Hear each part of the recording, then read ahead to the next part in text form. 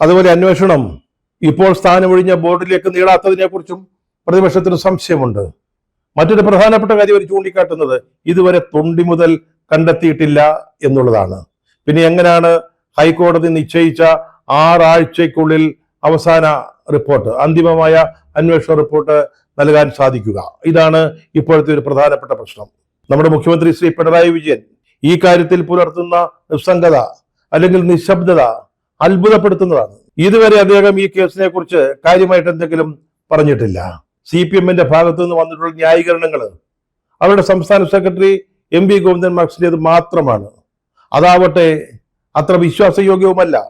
Convincing ആയിട്ട് ആളുകൾക്ക് ബോധ്യം വരുത്തുന്ന രീതിയിൽ പാർട്ടിയുടെ നിലപാട് പറയാൻ അവർക്ക് സാധിച്ചിട്ടില്ല.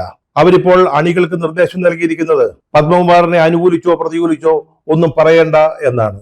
കുറ്റക്കാരനാണെന്നോ കുറ്റക്കാരനല്ലെന്നോ പറയേണ്ട, ന്യായീകരിക്കേണ്ട, കുറ്റപ്പെടുത്തേണ്ട, ഈ ഒരു നിർദ്ദേശമാണ് നൽകിയിരിക്കുന്നത് എന്ന് പറയുന്നു.